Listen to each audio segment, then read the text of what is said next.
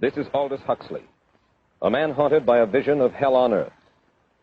A searing social critic, Mr. Huxley, 27 years ago, wrote Brave New World, a novel that predicted that someday the entire world would live under a frightful dictatorship. Today, Mr. Huxley says that his fictional world of horror is probably just around the corner for all of us. We'll find out why in a moment. The Mike Wallace Interview, presented by the American Broadcasting Company in association with the Fund for the Republic, brings you a special television series discussing the problems of survival and freedom in America. Good evening. I'm Mike Wallace. Tonight's guest, Aldous Huxley, is a man of letters, as disturbing as he is distinguished. Born in England, now a resident of California, Mr. Huxley has written some of the most electric novels and social criticism of this century. He's just finished a series of essays called Enemies of Freedom, in which he outlines and defines some of the threats to our freedom in the United States. And Mr. Huxley, right off the bat, let me ask you this. As you see it, who and what are the enemies of freedom here in the United States? Well, I don't think you can say who in the United States. I don't think there are any sinister persons deliberately trying to rob people of their freedom. But I do think, first of all, that there are a number of impersonal forces which are pushing in the direction of less and less freedom. And I also think that there are a number of technological devices which anybody who wishes to use can use to accelerate this process of going away from freedom, of imposing control. Well, what are these forces and these devices, Mr. Huxley? I should say that there are two main impersonal forces. The first of them is not exceedingly important in the United States at the present time, though very important in other countries. This is the force which in general terms can be called overpopulation, the mounting pressure of population pressing upon existing resources. This, of course, is an extraordinary thing. Something is happening which has never happened in the world's history before. I mean, let's just take a simple fact that between the time of the birth of Christ and the landing of the Mayflower, the population of the Earth doubled. It rose from 250 million to probably 500 million. Today, the population of the Earth is rising at such a rate that it will double in half a century. Well, why should overpopulation work to diminish our freedoms? Well, in a number of ways. I mean, the experts in the field, like Harrison Brown, for example, pointed out that in the underdeveloped countries, actually the standard of living is at present falling, that people have less to eat and less goods per capita than they had 50 years ago. And as the position of these countries, the economic position, becomes more and more precarious, obviously the central government has to take over more and more responsibility for keeping the ship of state on an even keel. And then, of course, you're likely to get social unrest under such conditions, with again an intervention of the central government. So that I think one sees here a pattern which seems to be pushing very strongly towards a totalitarian regime. And unfortunately, as in all these underdeveloped countries, the only highly organized political party is the Communist Party, it looks rather as though they will be the heirs to this unfortunate process, that they will step into the position of power. Well, then, ironically enough, one of the greatest forces against communism in the world, the Catholic Church, according to your thesis, would seem to be pushing us directly into the hands of the communists because they are against birth control. Well, I think this strange paradox probably is true. There is it's an extraordinary situation, actually. I mean, one has to look at it, of course, from a biological point of view. The whole essence of biological life on Earth is a question of balance, and what we have done is to practice death control in a most intensive manner without balancing this with the birth control at the other end. Consequently, the birth rates remain as high as they were, and death rates have fallen substantially. All right, then. So much for the time being, anyway, for overpopulation. Another force that is diminishing our freedoms. Well, another force which I think is very strongly operative in this country is the force of what may be called over-organization. As technology becomes more and more complicated, it becomes necessary to have more and more elaborate organizations, more hierarchical organizations. And incidentally, the advance of technology has been accompanied by an advance in the science of organization. It's now possible to make organizations on a larger scale than was ever possible before. And so that you have more and more people living their lives out as subordinates in these hierarchical systems controlled by bureaucracies, either the bureaucracies of big business or the bureaucracies of big government. Now, the devices that you were talking about, are there specific devices or methods of communication which diminish our freedoms in addition to overpopulation and over-organization? Well, there are certainly devices which can be used in this way.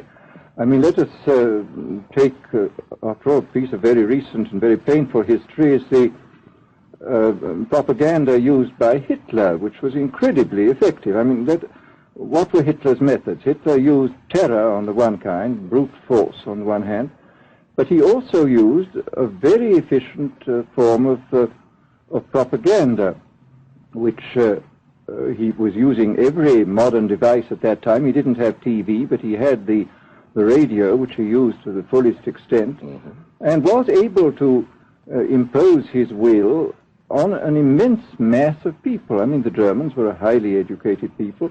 Well, we're aware of all this, but how do you equate Hitler's use of propaganda with the way that propaganda, if you will, is used, let us say, here in the United States? Are you suggesting that there is a parallel? Needless to say, it's not being used in this way now, but the point is, it seems to me, that there are methods at present available, methods superior in some respects to Hitler's method, which could be used in a bad situation. I mean, what I feel very strongly is that we mustn't be caught by surprise by our own advancing technology. This has happened again and again in history. Technology has advanced, and this changes social conditions, and suddenly people have found themselves in a situation which they didn't foresee and doing all sorts of things they didn't really want to do. Well, now, what do you mean? Do you mean that we develop our television, but we don't know how to use it correctly? Is that the point that you're making? Well, at present, the television, I think, is being used quite harmlessly. It's being used, I think, I would feel it's being used too much to distract everybody all the time. But, I mean, imagine, which must be the situation in all communist countries, where the television, where it exists, is always saying the same thing the whole time, is always driving along. It's not creating a wide front of distraction, it's creating a one-pointed drumming in of a single idea all the time. It's obviously an immensely powerful instrument. So you're talking about the potential misuse of the instrument. Exactly. We have, after all technology is in itself morally neutral. These are just powers which can either be used well or ill. It's the same thing with atomic energy. We can either use it to blow ourselves up, or we can use it as a substitute for the coal and the oil, which are running out. You've even written about the use of drugs in this light.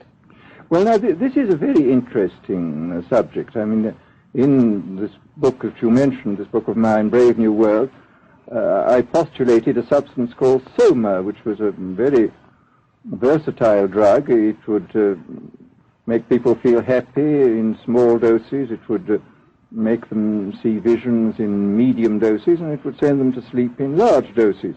Well, I don't think such a drug exists now, nor do I think it will ever exist, but we do have drugs which will do some of these things, and I think it's quite on the cards that we may have drugs which will profoundly change our mental states without doing us any harm. I mean, this is the pharmacological revolution which has taken place, that we have now powerful mind-changing drugs which, physiologically speaking, are almost costless. I mean, they are not like opium or like cocaine, which do change the state of mind, but leave terrible results physiologically and morally. Mr. Huxley, in your new essays, you state that these various enemies of freedom, are pushing us toward a real-life, brave new world, and you say that it's awaiting us just around the corner. First of all, can you detail for us what life in this brave new world which you fear so much, or what life might be like? Well, to start with, I think this kind of the dictatorship of the future, I think will be very unlike the dictatorships which we've been familiar with in the immediate past. I mean, take another book prophesying the future, which was a very remarkable book, George Orwell's 1984. Well, this book was written at the height of the Stalinist regime and just after the Hitler regime. And there he foresaw a dictatorship using entirely the methods of terror, the methods of physical violence. Now, I think what is going to happen in the future is the dictators will find, as the old saying goes, that you can do everything with bayonets except sit on them. That if you want to preserve your power indefinitely, you have to get the consent of the ruled. And this they will do partly by drugs, as I foresaw in Brave New World, partly by these new techniques of propaganda. They will do it by bypassing the sort of rational side of man and appealing to his subconscious and his deeper emotions and his physiology even, and so making him actually love his slavery. I mean, I think this is the danger, that actually people may be in some ways happy under the new regime, but they will be happy in a situation where they oughtn't to be happy. But let me ask you this. You're talking about a world that could take place within the confines of a totalitarian state. Let's become more immediate, more urgent about it. We believe, anyway, that we live in a democracy here in the United States. Do you believe that this brave new world that you talk about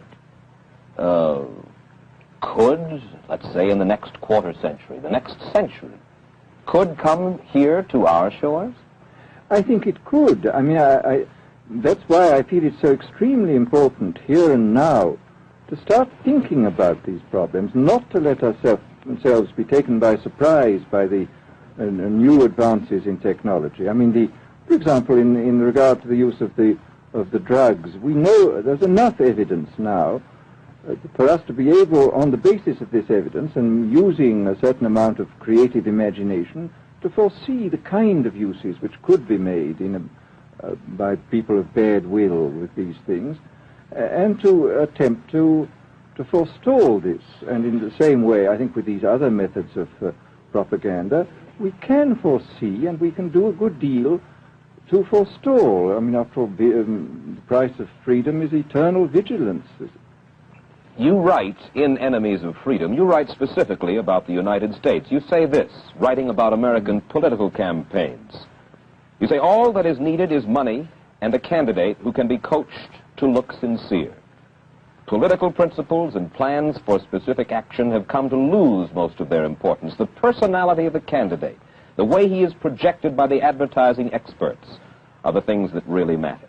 Well, this is, during the last campaign, there was a great deal of this kind of statement by the advertising managers of the campaign parties, this idea that the candidates had to be merchandised as though they were soap or toothpaste, and that you had to depend entirely on the personality. I mean, the personality is important, but there are certainly people with an extremely amiable personality, particularly on TV, who might not necessarily be very good in positions of political trust.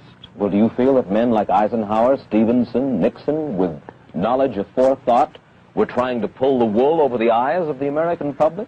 No, but they were being advised by powerful advertising agencies who were making campaigns of a quite different kind from what had been made before. And I think we shall see probably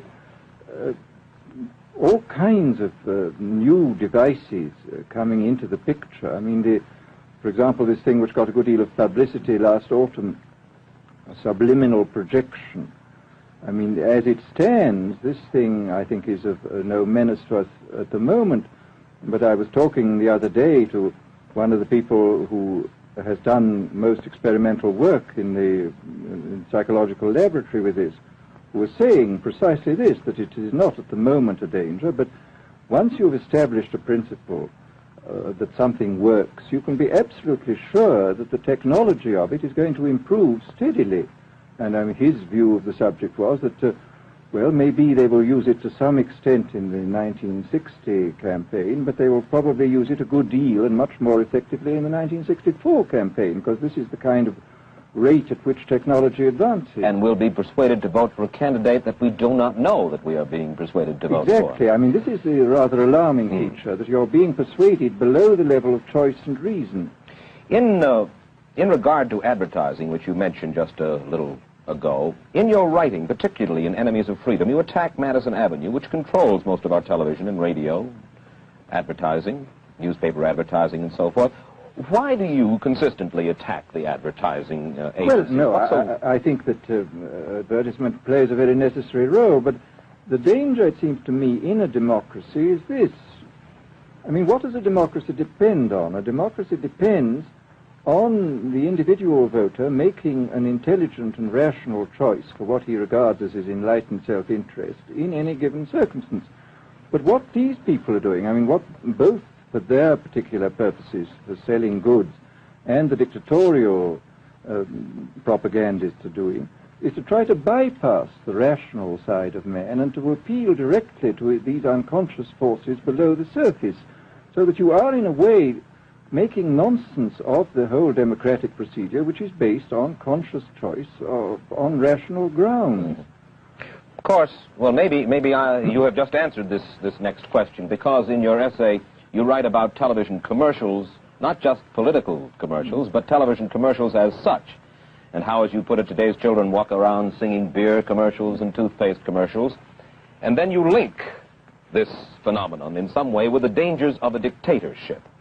Now, could you spell out the connection, or how do you feel that you have done so sufficiently? Well, I mean, here, this whole question of children, I think, is a terribly important one, because children are quite clearly much more suggestible than the average grown-up. And again, suppose that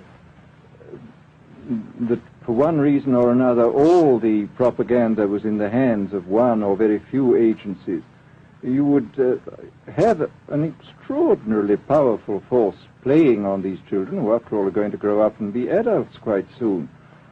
I do think that this is not an immediate threat, but it remains a possible threat. And you said something to the effect in your essay that the children of Europe used to be called cannon fodder, and here in the United States they are television and radio fodder.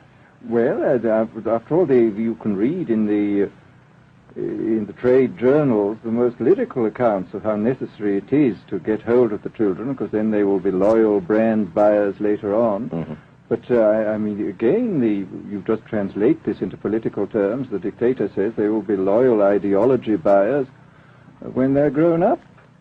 We hear so much about brainwashing as used by the communists. Do you see any brainwashing other than that which we've just been talking about that is used here in the United States? Other forms of brainwashing? Not in the form that has been used in China and in Russia, because this is essentially the application of propaganda methods, the most violent kind, to individuals. It's not a shotgun method like the advertising method. It's a way of getting hold of the person and playing both on his physiology and his psychology till he really breaks down, and then you can implant a new idea in his head. I mean, the descriptions of the methods are really blood-curdling when you read them, and not only the methods applied to political prisoners, but the methods applied, for example, to the training of the young communist administrators and missionaries. They receive an incredibly tough kind of training, which causes about 25% of them to break down or commit suicide, but produces 75% of completely one-pointed fanatics. The question, of course, that keeps coming back to my mind is this.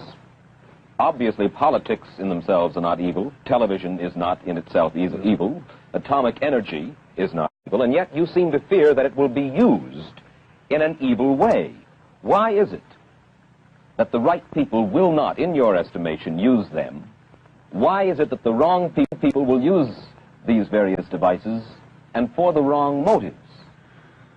Well, I think one of the reasons is that these are all instruments for obtaining power, and obviously the passion for power is one of the most moving passions that exist in man, and after all, all democracies are based on the proposition that power is very dangerous and that it's extremely important not to let any one man or any one small group have too much power for too long a time. After all, what are the British and American constitutions except devices for limiting power?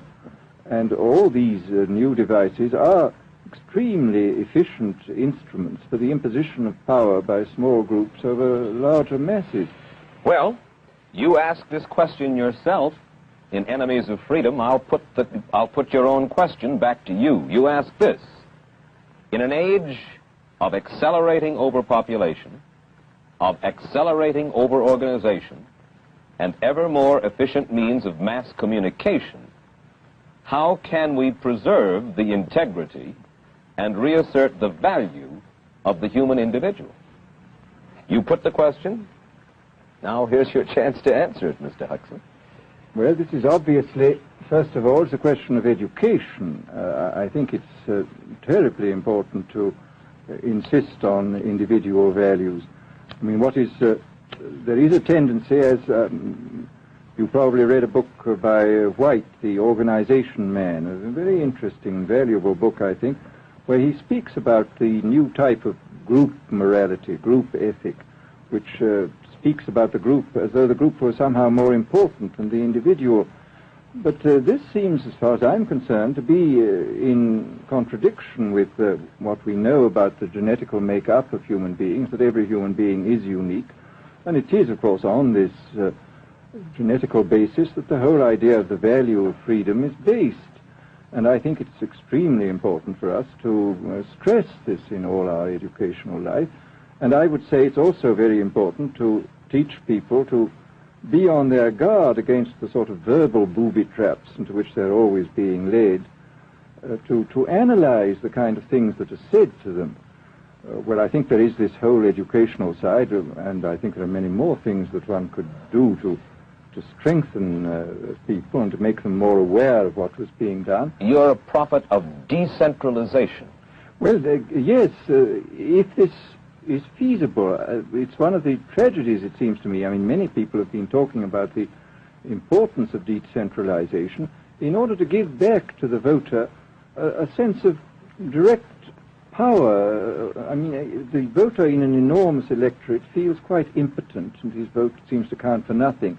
This is not true where the electorate is small and where he is dealing with a group which he can manage and understand. And if one can, as Jefferson, after all, suggested, break up the units into smaller and smaller units, and so get a real self-governing democracy. Well, that was all very well in Jefferson's day, but how can we revamp our economic system and decentralize and at the same time meet militarily and economically the tough challenge of a country like Soviet Russia? Well, I think the answer to that is that there are, it seems to me that industrial production is of two kinds. I mean, there are some kinds of industrial production which obviously need the most tremendously high centralization, like the making of automobiles, for example. But there are many other kinds where you could decentralize quite easily and probably quite economically, and that you would then have this kind of decentralized life. After all, you begin to see it now if you travel through the South, this decentralized textile industry which is springing up there. Mr. Huxley, let me ask you this, quite seriously. Is freedom necessary? As far as I'm concerned, it is, yes. Why? Is it necessary for a productive society?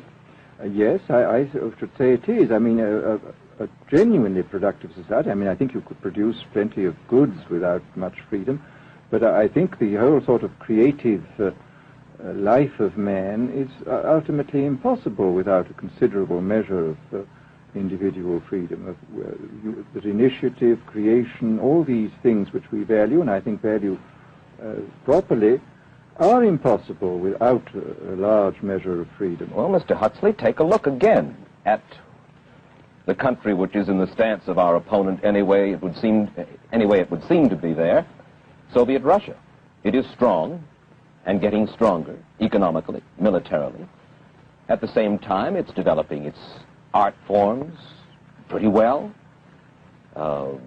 It seems not unnecessarily to squelch the creative urge among its people, and yet it is not a free society. It's not a free society, but here is something very interesting, that those members of the society, like the scientists who are doing the creative work, are given far more freedom than anybody else. I mean, it's a privileged aristocratic society in which, provided that they don't poke their noses into political affairs, these people are given a great deal of prestige, a considerable amount of freedom, and a lot of money.